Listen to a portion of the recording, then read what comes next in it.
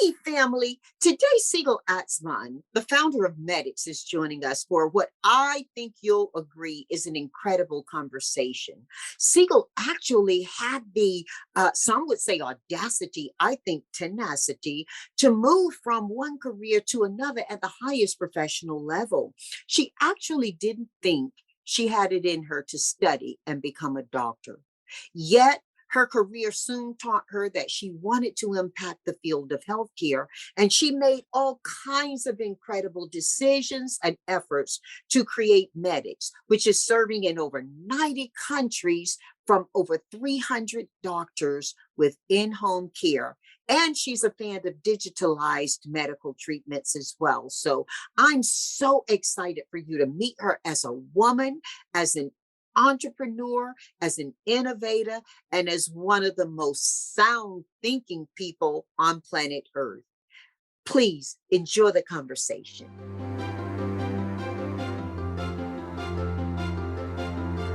Sigal, it is so exciting to have you here. Thank you so much for having me. This is an honor, a pleasure. I've been waiting for this opportunity to have a great conversation with you. Thank you so much. Well, that is mutual, and I'll tell you why. For you to have achieved so much around an industry that really needs you is incredible. I just want to jump right in and have you tell us, how did it all start?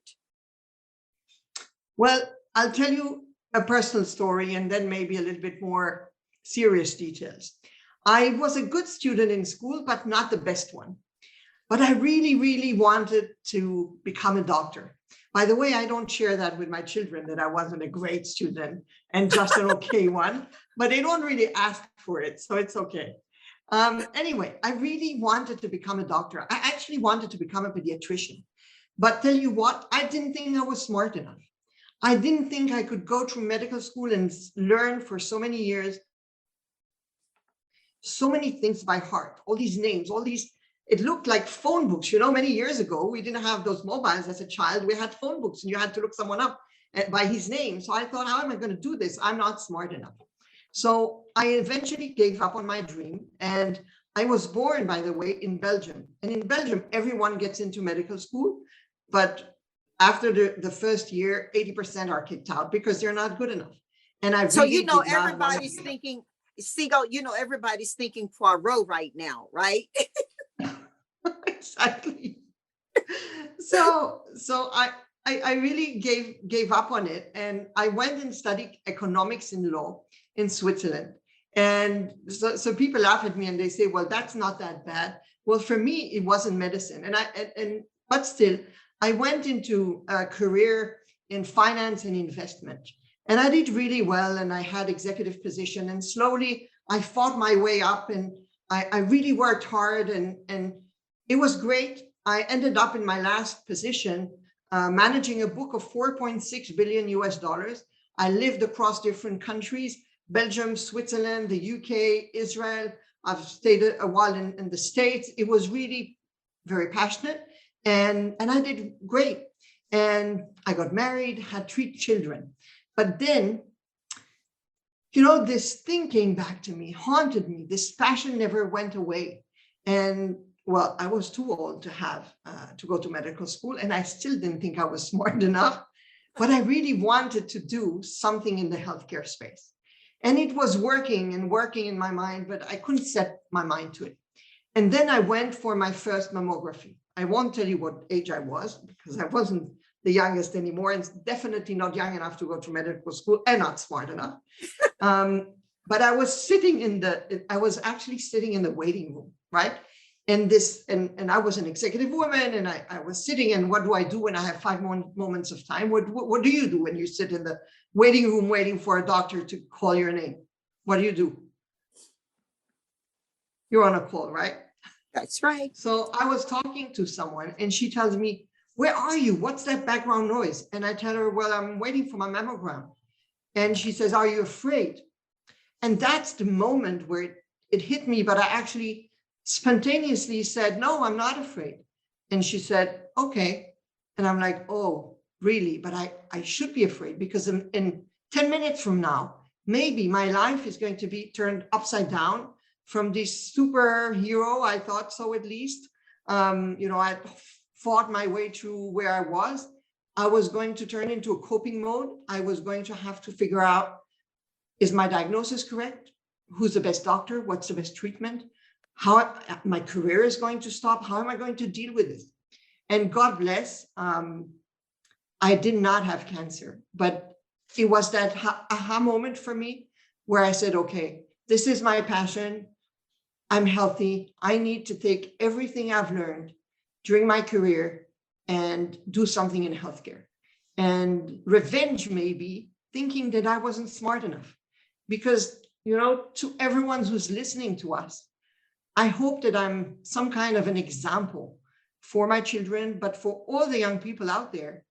And if they don't think they're smart enough, well, they should never give up on their dreams. And I actually went after my dream. I didn't become a doctor, but for me, I did something even better. And I went and started researching, trying to understand what's going on in the healthcare space. What do people need? How does that triangle between the payer, the doctors, the providers, and the patients, how is the decision-making going? And that's back in 2006, July, actually, I decided, okay, I'm letting everything behind, everything go. I took everything I had, all the money I had on the side, all my savings. I went to my husband and I said, I'm going to quit everything and I'm going to create a company. Hopefully that's going to make a difference in people's lives. It was just not enough for me to make sure people improve their investments and had a good return. I wanted to save lives. I wanted to connect with this passion of this really meaningful purpose. And it was hard. It was really hard. But we pulled through and here we are today. So that's my story. Oh, wow. That is such a beautiful introduction to who you are. And there are so many pieces in there that we can talk about. One in particular I'm interested in because with my line of work, we're always escorting people into jobs and careers and stay with them along their work progression. You mentioned in the context of getting into healthcare, something that I think is very important to share with people. And I'd love your message and your thought on it.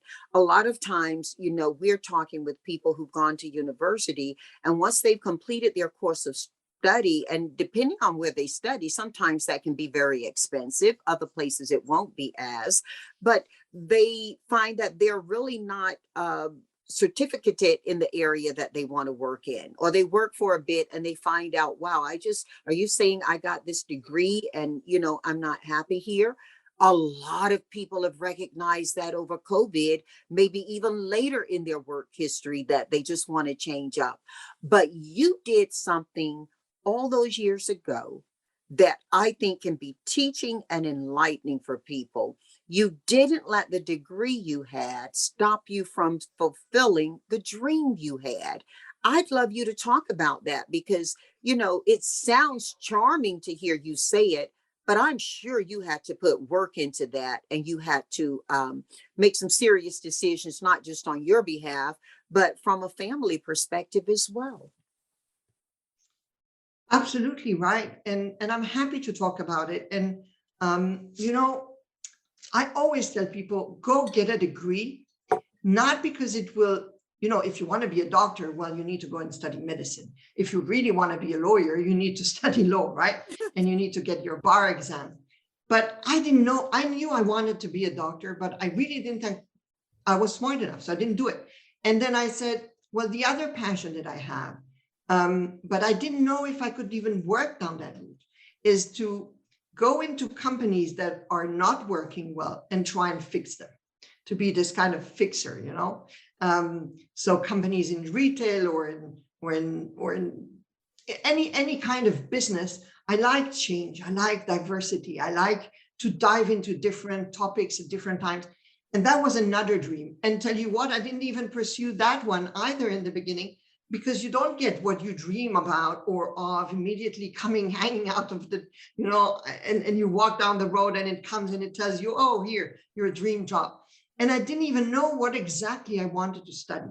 But I knew I wanted a degree because a degree doesn't always give you a profession, but it gives you the tools to think differently, to manage data, to read, to write academically. It gives you tools that you wouldn't have otherwise. And So a also, degree, Siegel, I think, and I'd be interested to know if you agree. I think it also demonstrates early in your career, regardless of when you're getting this degree, I think it demonstrates your ability to decision and path forward in something, to have a point of completion around something that is significant. absolutely right. I fully agree with you. Absolutely. So I went and studied, and then I went in a completely different way. I went into just simply investments. It wasn't on my pathway. It wasn't a specific dream, but I started working in investments when as an analyst, a very, very super junior analyst during my studies, and slowly, got some skills improved and moved on and went up and up in the different positions. The degree was just important to develop different skills, to learn to think differently, to complete something that is not easy for everyone. And I tell everyone, go get a degree, and it's okay if you don't know exactly what you want to be or become, or if life takes you on another path that you expected or you thought, you can always make a best out of it.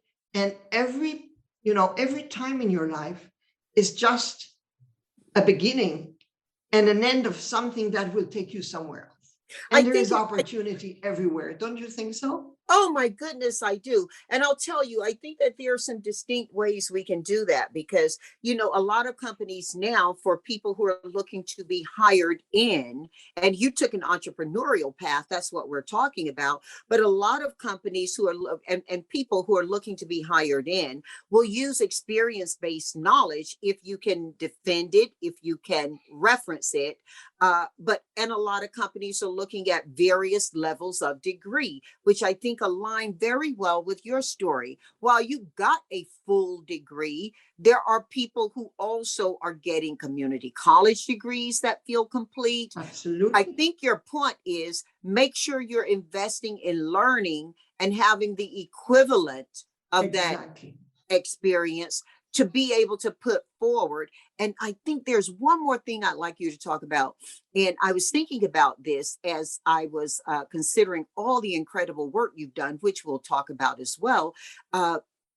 Siegel, you may have actually brought a better readiness for the path you took in healthcare. Even if you have a degree from a college that's not one of the greatest, right? Or you do not have a degree, you might still be very good. And you might make it better than some people with a degree, right? So yes, a degree in today's world is important, no doubt, right? Education of any kind is important because it helps you overcome your fears, your limits. It stretches you. It takes you somewhere else. But it's all about believing and dreaming. And I'll tell you something. I'll tell you two things. One of the people that I work with is a genius in maths, and he created a company, a startup that has gone on NASDAQ for billions. He doesn't have a degree.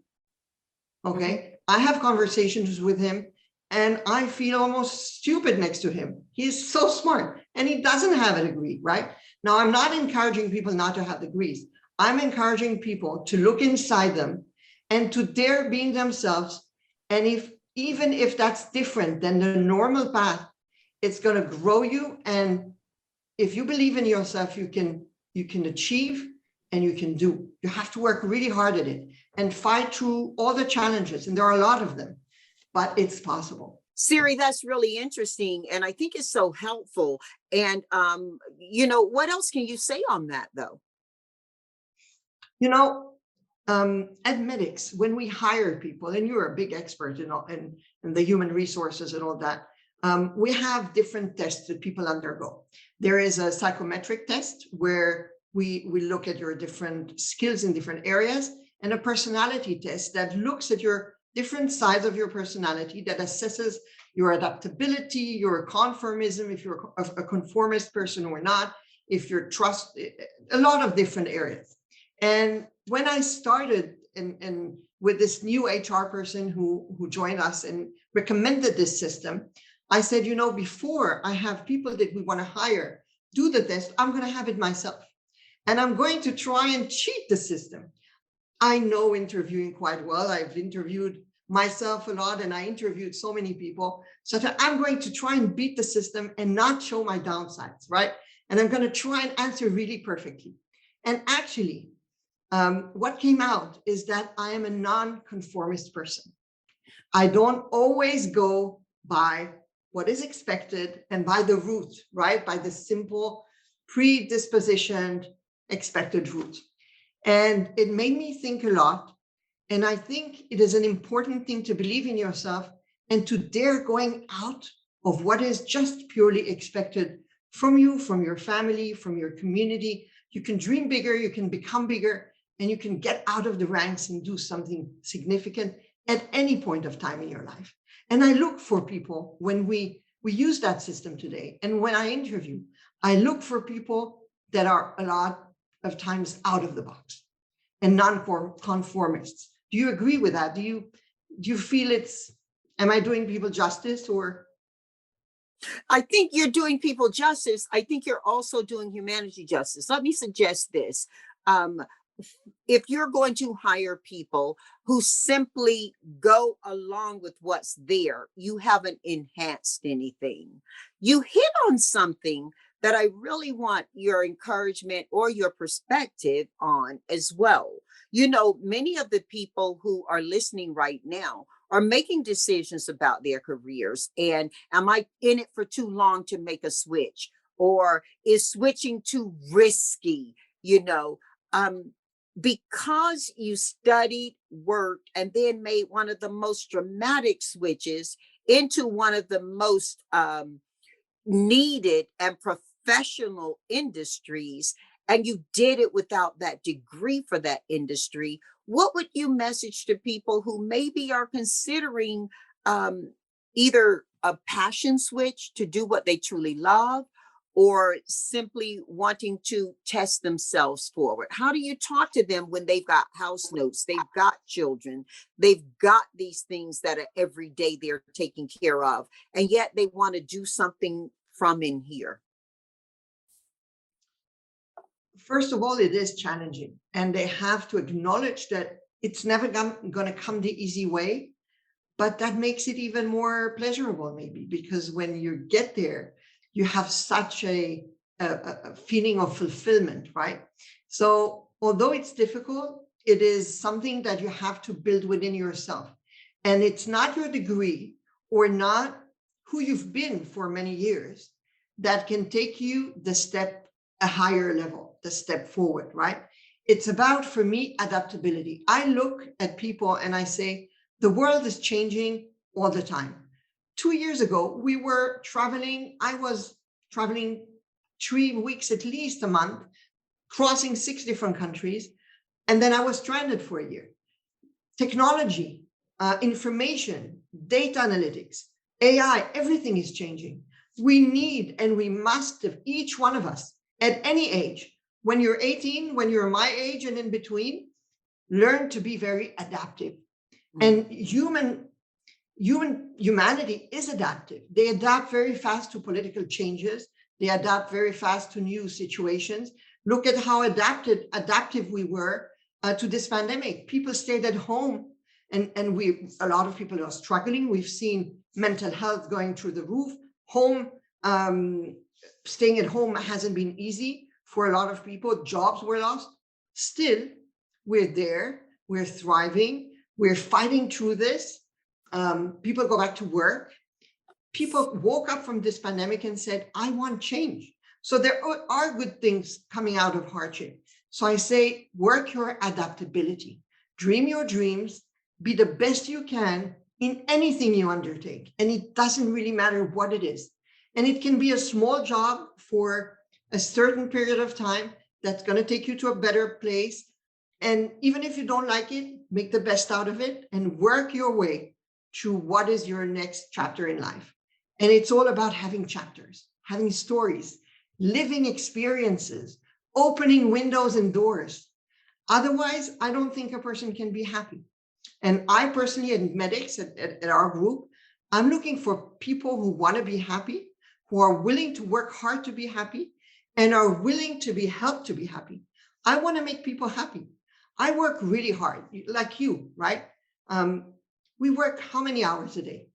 18, probably, right? And we can't say it out loud because it goes against all the teachings on health and mental health and physical health. But we are working a lot of hours, and we're putting a lot into those hours. Exactly. But what are we taking a lot of pride and fulfillment out of? Out of helping people grow, making a difference, saving lives. You know, you've put so many people on the right career paths. You've helped so many people fulfill themselves, become better people. This is why I wake up for this in the morning and I say, it's worth it to work another 18 or 16 or whatever hours a day, right? It's worth it because I love looking at people and saying, she started working for us, they weren't so secure or adaptive. They weren't so rounded, you know. It's about today you're doing this, but don't be afraid of tomorrow doing something else, even within the same corporate or the same environment. Talk to different people. And yet there are challenges. We have, you know, the cultural challenges. I don't know if you know and if you've read, but we have offices in 13 different countries. We service customers and patients in over 90 different countries. We have people in Singapore, in India, in China, Shanghai, Melbourne, Hong Kong, London, Munich, New York, etc. Putting all these different cultures together and trying to bring the same consistent message of we're all different, but we're all here to be happy, to make each other happy, to have a meaningful purpose and to work at it together and to make a difference in people's lives. And that's my message. Adapt yourself and bring yourself, each one of you out there, to make your dream come true. It can happen, but you have to want it and you have to believe in it and work really, really hard. And it's painful, but it's worth every second. Well, you're certainly evidence of that, not just in how you're enjoying life, but how many others are getting to enjoy life because of the work you do. And we're going to come to that as well. Before we go there, I really want to just lean in on something you said. You mentioned all of us have our stories, and those stories have chapters. And so how we write those chapters of our lives are what really make up the story, not where we are right now. Take us back a little bit. Who was Sigal before you became this professional? What was growing up like for you? What did you think about? How did that impact who you are right now? Let us know you a little bit, Sigal. There's so much that I am impressed with, and I continue to think, wow, once we're through this pandemic, I want to have tea with her. She's an incredible How did you get to be? I'm happy to have tea with you anytime. Let's get together somewhere in the world and have tea. Hey, how did you get to be this incredible person? And by the way, I'd love to have it in Belgium so I can have some of that chocolate as well. Anytime. Just give me a date and we're on. Yeah, but you know, how did you go? What was growing up like for you? Well, I mean, how did that impact you, and what was it like? I will tell you, and I don't know if this is really something that people like hearing, but I'm honest about it, and I'll tell you. I think that what made me what I am today, or built me through the different chapters of my life, and gave me this thing that made me pull through, is having on one side very caring parents, very loving parents who gave me a lot of support and freedom, a lot of independence, but we had a lot of hard times. So I was born into a family that was okay financially. I didn't miss any food on the table, or we were fine, doing fine. My parents, my father was working, my mom was taking care of her 3 children. But I still have, but he's older than me, 6 years older than me. And I won't tell you online how old I am, because then you will realize that I'm old. I'm But probably older, anyway, but I'm okay with it. so from a very young age, he was suffering from a psychiatric illness. And in the beginning, he was at home, and then he was put in a psychiatric hospital. And that has turned my family life as a child quite upside down. And I think it took some parts of my childhood away. I had to become an adult very early on, because it was very difficult for my parents to handle. They felt guilty. They felt maybe they had done something wrong. And why did he turn up like that? And could they have done something different? I think a lot of people, a lot of parents beat themselves up for thinking they could have done something better. And I constantly tell everyone, do the best you can, and tell yourself every day that you've done the best you can. And if you know you've put all the efforts in, there's nothing else you could have done. And a lot of things are not in our hands, right? This pandemic is not in our hands. A family member having cancer, or a grandparent having Alzheimer or Parkinson, or you name it, right? There's so many hardships in life. And growing up with this baggage was difficult. It was devastating for my parents. It was in the house, and then it was going to psychiatric hospitals to visit him at a very young age. And it was taking care of my parents, who were really having a rough time. I also had a little brother I had to support, helping and taking care of. So I think that we had different losses. We had different people who died in our family. So it was a combination of loving, caring, a very united family, but maybe getting an adult quite early and taking on responsibilities, and understanding that life is not just an easy ride where you waltz through parties and you go to school, get good grades, and go on your sweet 16 and get a car and have your first love, and then go off to college, and that's it. And I actually think that hardship is good. Hardship builds, and people should learn to look at their hard times in life as a gift, as something that you can grow from and learn from.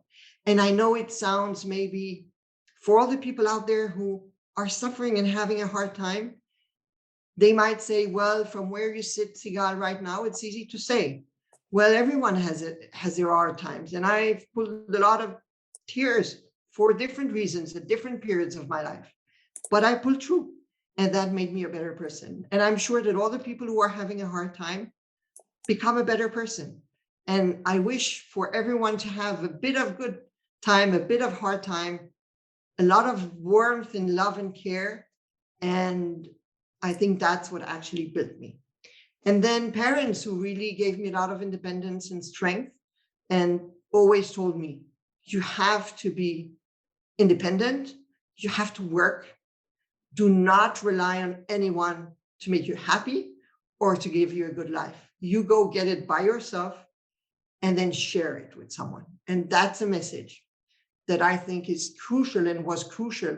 And they really hammered it in me every day, independence, financial independence, do what pursue what your passions, become someone, do it for yourself, and don't rely on others to do it for you. And I think that made it happen. Wow, wow, wow. Oh, Siegel. Yeah, we're going to have that tea. I can tell you that. Can we talk a little bit about Medix? Because I visited some of and I encourage everybody to just visit some of the testimonials that are on your website at Medix, and the stories that people are sharing, and how their lives changed, how their opportunity to live changed, and the calmness and the care that with which they received that. We didn't really talk a lot about that so far, and I can't have a conversation with you without I mean, how does that make you feel when you see the way you're changing lives for people who have been prescripted one direction or needing help and not being able to find it? And you've got these professionals who are delivering this kind of care in over 70 countries. So it's one of the biggest honors for me and the most fulfilling pleasures and it's a gift I got. It's something that maybe was given to me, and I really work hard to deserve it.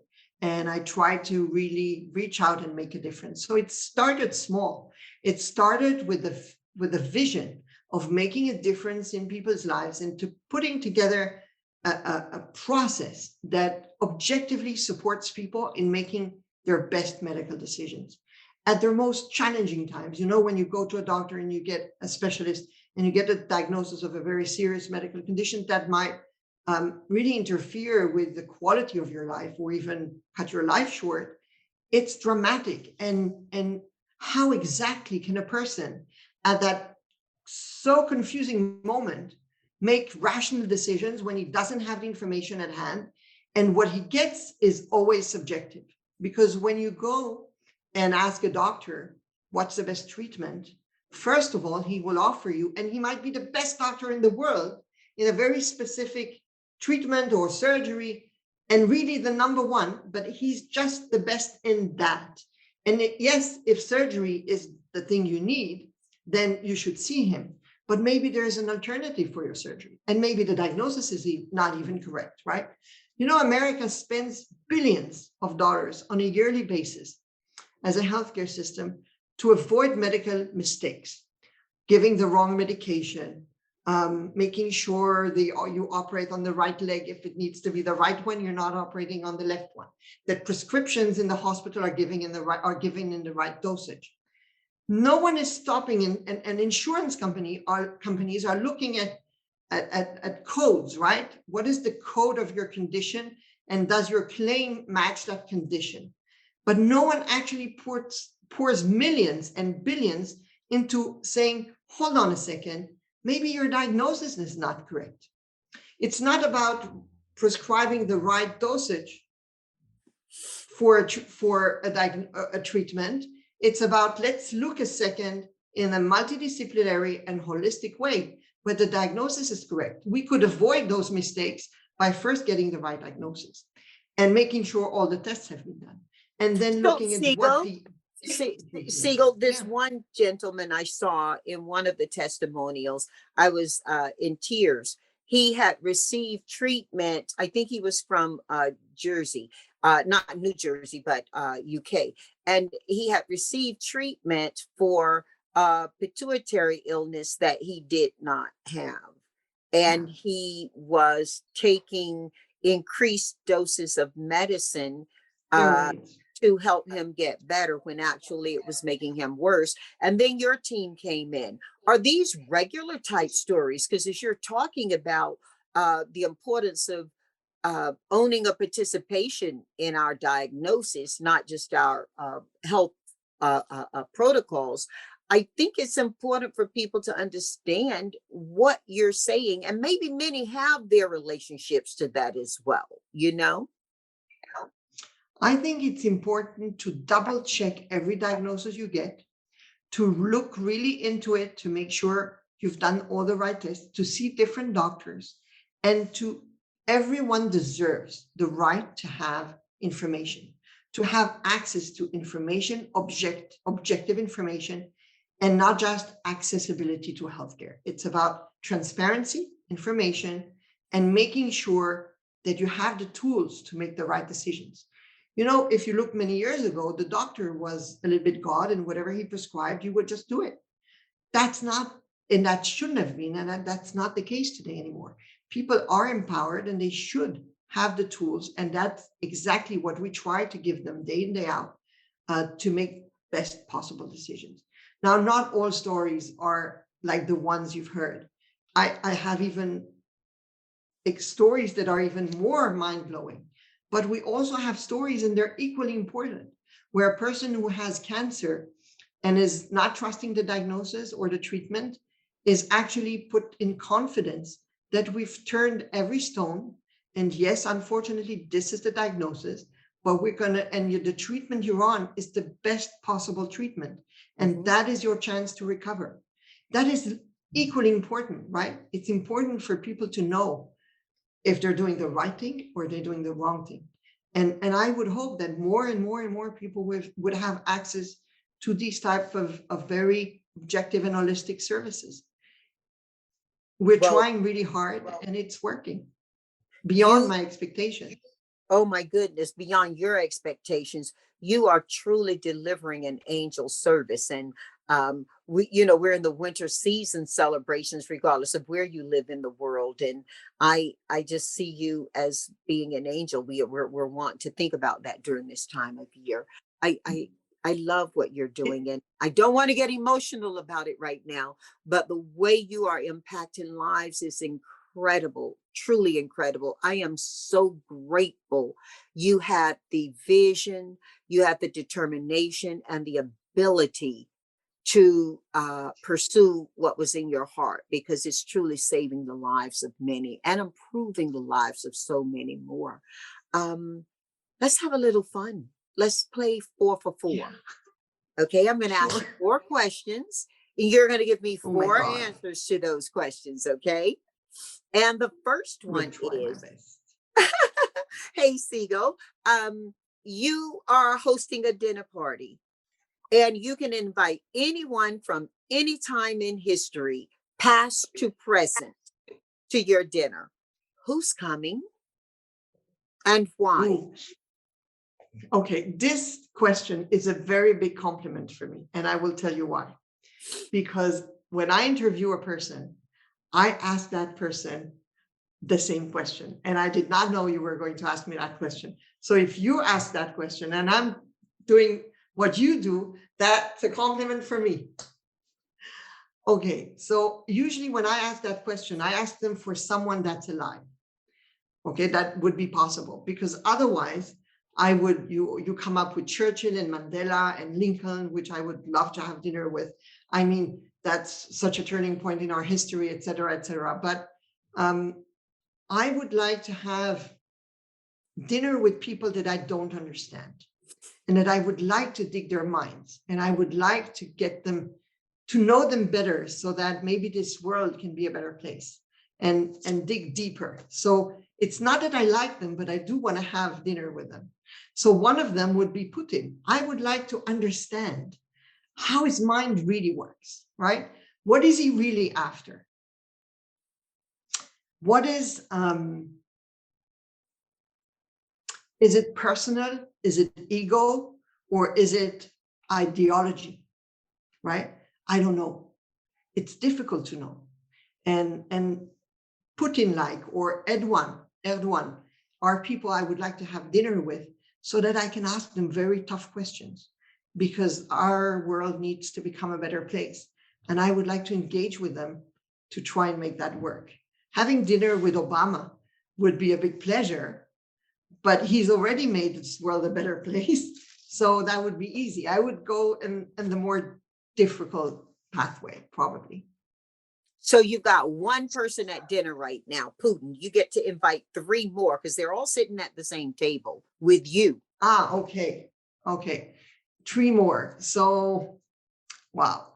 So I would absolutely invite, if I could bring them back, I would invite one of my favorite people, but she's not with us anymore, but she had her birthday lately, Maria Callas. I'm a big fan of opera, and she's my favorite number 1. She had a tragic life. She suffered tremendously, and she was a unique person.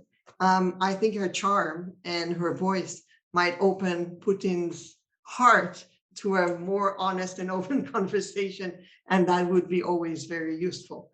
I would probably bring Churchill back, because that would be an interesting counterpart to discuss with Putin and Erdogan. So we have 3-4 people there. That would make probably a good conversation. If I could, I would bring Obama. I'm a big fan of Obama, but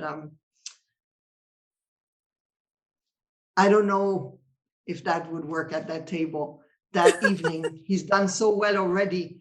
I mean, I'm sorry, I have to bother you with that again, but I would love to have him at the table. Well, he'd likely accept your invitation for the opportunity around exactly what you're looking to do. All of us want a great world where we all can sit at the table together, regardless of where we're coming from in our perspectives. Let's go 2 for 4. What music are you listening to right now and why? 4. Okay. So as I said, Maria Callas is really some place very important in my heart. I also like classical music, and my son likes classical music, and he shared with me one of the most beautiful versions of the Big Mess from Mozart, which I've listened to yesterday. It gives me this inner quiet, and I can feel, we're so busy and we're working and we're active and we're in being busy and giving the extra mile of ourselves and the best of ourselves all the time. And when I listen to classical music of this type, or to Aretha Franklin, for example, it just closes everything around me, gives me this inner peace and quiet. I connect with her voice, with her hardships, with her lives, with her music. I love soul music, and I can have tears just from listening to music. Yeah, and I think Aretha actually did a classical piece when a friend of hers couldn't show up, and it shocked everybody. And then on retrospect, they were like, but yeah, that voice is that voice. And it really was able to emote the message of the music. Do you remember that? I don't think I've seen it, but I've heard about it. And she could just turn every situation and just manage everything with her voice and her just being there, right? Yes. Nessun Dorma, she sang in 1998. Oh, wow. This is beautiful. Yeah. She stepped in for Pavarotti. One of my favorite pieces. Yeah, I will listen to it tonight. Well, you may be able to find it on YouTube. She stepped in for Pavarotti. He couldn't make it. And it was a very last minute thing. And they say that she delivered that so much that he was in tears. She delivered it so well. And people were shocked. Elizabeth Franklin, Queen of Soul, singing this, but Pavarotti. I should not say this on record, but if I have to choose between tickets for Pavarotti and Franklin, I go for Aretha Franklin. Okay, well, go listen on YouTube and see if your opinion holds, because she really did that. One more who you're listening to. Sure. Okay. I don't do pop. I can enjoy it here and there, but it's not my real thing. I could do a good disco evening with music from the 70s, but I'm more into soul or really classical music. I love a lot of things I love violin, and I love cello. I can go on an airplane, listen to Requiem of Mozart or Tchaikovsky piano or to Maria Callas and I can just cry. And it takes all the pressure away, all the stress away. And it reminds me how beautiful life is. And it allows you to feel all the different colors of your feelings just by yourself. So you're so right. Or even to allow you, or even to allow you to just feel and express it forward. One of the things that I've done over COVID that I think I will continue and carry out of COVID is I'll put on Chopin and I'll just listen to it. And a lot of people think Chopin is pretty light. And if you're really into classical, he doesn't count. But I love Chopin's music as I'm painting. It's a great backdrop. Wow, you're painting. Wow. Yeah. What kind? How do you paint? What do you paint? Oh, okay. So I'm really enjoying doing the watercolors. I love them. I am Wow. so amateur On that paper. I feel a little more legitimate in that lane. But oddly enough, I am doing portraiture in watercolor. I Wow. for the Portrait. first This year. is really difficult. Yeah, well, for the first year of COVID, it was flowers, it was vases. I'm not really an abstract painter. I do like my kids joke and they call me Mama Tease. But, Wow. yeah, yeah, yeah. But Do you spend a lot of time painting? I don't get a lot of time to paint. So when I have precious time, I really enjoy it that way. Yeah. Hmm. Okay, you gave me an opportunity to listen to something by Aretha Franklin I hadn't listened to. I would recommend you to listen to one of my favorite pieces by Rachmaninoff. It's the second concerto of Rachmaninoff. Every time it takes me, you count till 10, and I start crying of Oh, happiness, of beauty, and it's just the most colorful and beautiful and deep tears you can have. I Tears can will make you listen happy. to the second. I will listen to the second by Rachmaninoff, and I will do it today before the day is over. I I will promise you that. listen. I love the referral. I Great. really One of do. my favorite pieces. Shall we go 3 for 4? What Sure. what 4 books are you reading now that you would recommend to our family? Now, we refer to all of our listeners as our family, so we care about them and we share the things that we think are truthful, that are helpful, and hopefully inspiring. What 4 books do you recommend to our family under that thought? Okay. Um, I know a lot of people cannot travel right now, but you can go online and you can look. Um, I've been to an exposition, an arts exposition in Paris. I just came back from Paris 2 days ago, and it was one of the most beautiful expositions I've been in years. And I like going to museums when I have a few moments of time. And I actually saw um, the collection, the private collections of the brothers Morozov. The brothers Morozov are Russian brothers, pre-communism time. So around the end of 1890 something and the beginning of 19. And they started looking at art and buying art. They bought Van Gogh, Cézanne, Gauguin, a lot of different art when they weren't even famous or they were worth nothing. It's one of the most impressive, moving. It got me so emotional. It was so beautiful that I actually went and bought the book about their lives. And I shouldn't show you the book actually, but it's here on my table. It's called Please show the it. Brothers. Show it if you want. Oh, Show it. oh, you can't hear. It's the Okay. brother. I read it in French, actually. I speak 6 languages, so I like to kind of switch languages, but you have it in English as well. It's about the brothers Morozov, and it shares the story of their lives, how they grew up in Russia, how they became art lovers and passionate about art, and how they started buying art. That that museum was moving beyond words, and I really, really enjoyed it. And the book is fascinating. I don't know enough about Russia, so it takes you like on a travel to another world, another time. And in these difficult pandemic times, after the 2 years we've been through, I think it's good to read books that take you far away to other times, to history. Um, it's like traveling again. I like different cultures. I like different tastes, different, um, different weathers, different countries. It's all about embracing differences, and that was one way.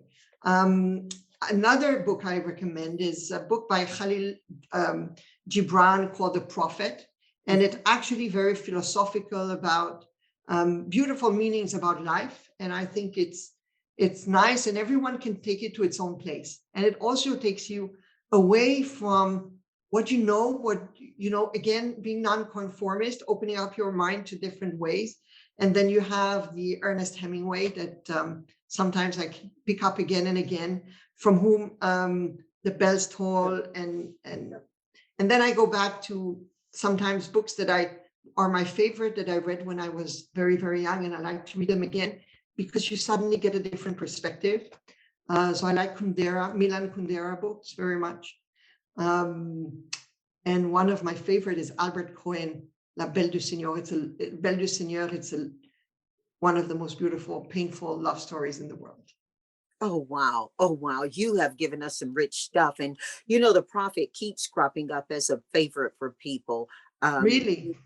yeah, it really does, Siegel. So thank you. Thank you for sharing. Well, we're headed to 4 for 4.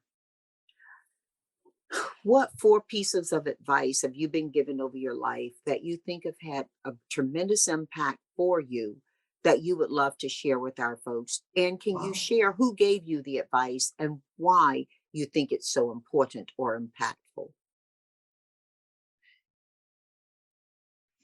The first one is clearly my mom. She took care of her children in the most beautiful and warm way. Um, and she she grew up in a house where I feel, in retrospect, girls were less than boys. Girls had to get married or were supposed to get married, um, bring up their children, stay more at home, and they were not looked at as an opportunity for self-fulfillment, career, independence. They were expected to thrive in a different way. And she never really got a degree, or she never made her dreams come true, besides being a great, great mom and a huge supporter. And she's this super warm-hearted person. And she told me independence, hard work, independence, but you have to be empathic and warm all the way. Don't get rough or tough. Be warm and loving, empathic, but fight for your independence. Become someone by your own merit, by your own, based on what you deserve, and go get it. Go work. And she made me work really hard. I wanted to take, for example, a gap 6 months after high school. And she said, no way, you're going to work and you're going to get your degree. And otherwise you can go wipe the streets and, clean houses, but you're not going to take a gap year. You're going to, get your life together. And I owe her who I am today. Makes me very emotional. You can hear it in my voice. Mm. So that's one advice. Sorry. Oh, I was just that was so incredible. What's the second? So the second one is, so one of the professors that I work with told me in the very beginning, when I didn't almost know anything about medicine, he told me, you're going onto a journey and you think you might know it. And a lot of doctors think they might know it. But your goal is not just to say what's the best treatment when a person comes walking into your office, and you get all these great people together to decide and give him advice on what's the best treatment is, because that will make him happy, right? But what your goal is if he comes walking in with a very rare diagnosis, is to prove the diagnosis wrong.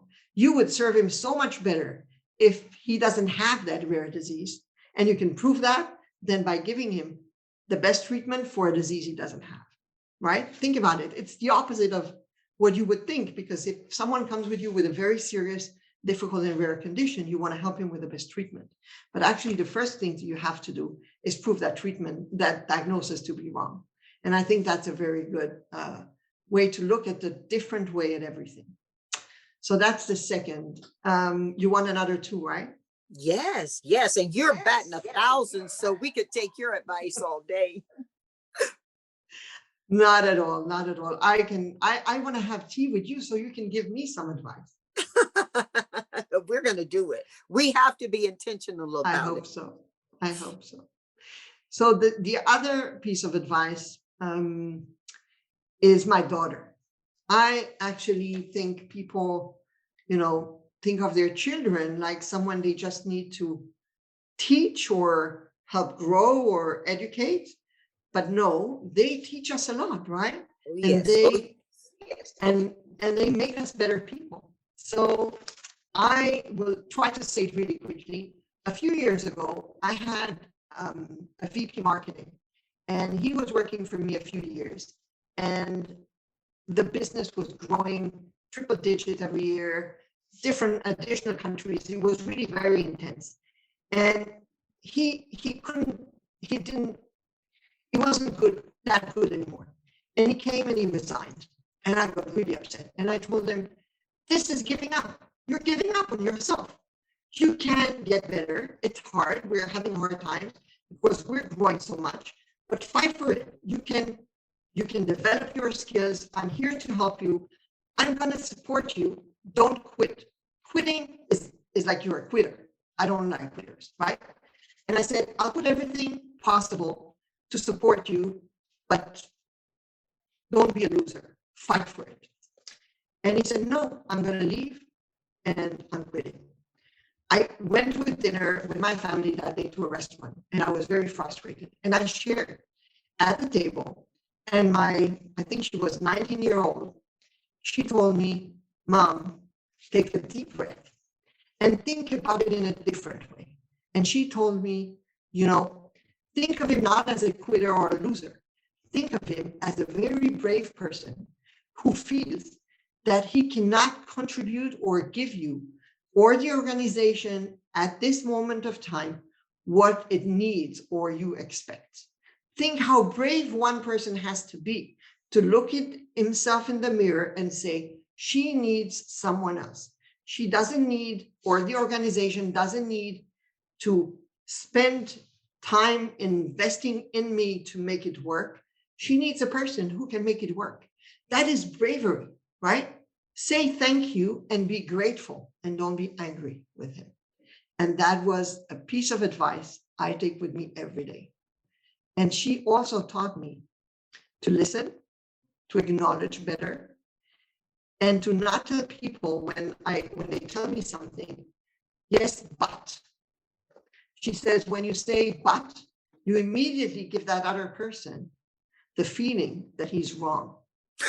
Oh my goodness, Sigal. My daughter, when she was very young, and I've said this publicly so many times, taught me that lesson. She said, "Mom, don't say but. When you say but, it means everything else is not true. It doesn't matter anymore." Our daughters should get together for tea. She was like maybe 4 or 5 when she said that. And How it old is she stuck today? with me. She's in her 30s today, but it's stuck with me all of these years. Oh, wow. Yes, Sigal, we're going to have tea and maybe our daughters will join us. Absolutely. Oh, my goodness, yes. What's the fourth piece of advice? Okay, the fourth piece of advice is no matter how hard it is, always go with your truth. And don't take these away because it's not going to take you anywhere. And I will try and make it really short. I had a racial crisis in one of my offices. I will tell you even where, in Singapore, many years ago. I just opened up the office, and Singapore is a place where immigrants come from many different countries, right? And I set up the business. It was the first month and a half of opening the business. And I had a very diversified team.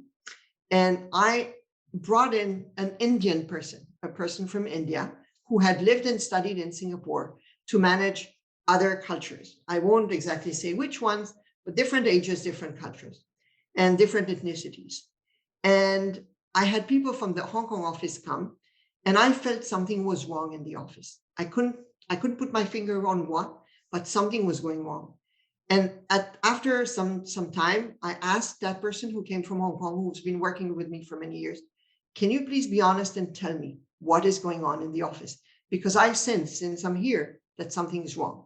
And she told me, I know what kind of a person you are, and hence I'm going to tell you what's going on. And I said, tell me. And she told me, they're all collectively going to resign because they refuse to work for an Indian person, a young Indian person. That was like a bomb coming down on me. I'm such an open person that has always been treated and has always treated everyone as equals, from the biggest CEO to the anyone who doesn't have a degree or hasn't even gone to school. I didn't even think that was possible. And I was there, and she said they all prepared their letters, and they're going to come to you and say, she's young, she's Indian, either we leave or she leaves. And I went home. I spoke to my husband, and he told me, you have to listen to yourself, only to yourself, to your own truth, and you will know what to do. I called out that Indian person. I invited her for lunch the next day, and I shared what was going on. And she said, I'm going to leave. And I said, no, you're not going to leave. And she said, you must leave. You must leave. No, she said, I must leave because otherwise everyone else is going to leave and your business is going to go down. And she said, I'm leaving. And I said, no, I'm going to sit there and pick up the phones by myself if needed. And I will fly people from the whole other, from space if needed, from anywhere in the world. But these people are going to be taught to be open and respectful. And if they want, they can all leave. And it was one of the hardest decisions and most challenging times I had in my life. But I listened to my husband's advice. I listened and I went into my heart, and we pulled through. Half of the people left.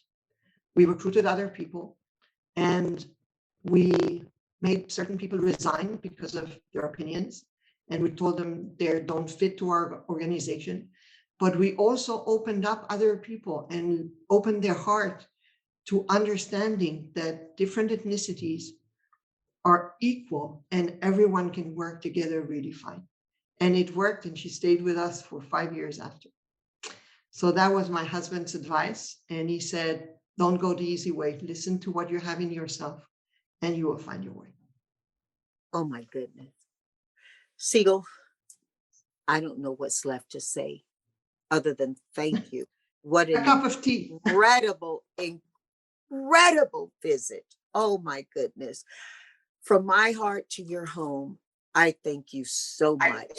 I thank you, Sigal. Thank you. That's Sigal Atzmon. Thank you for having me, and I'm looking forward to a cup of tea.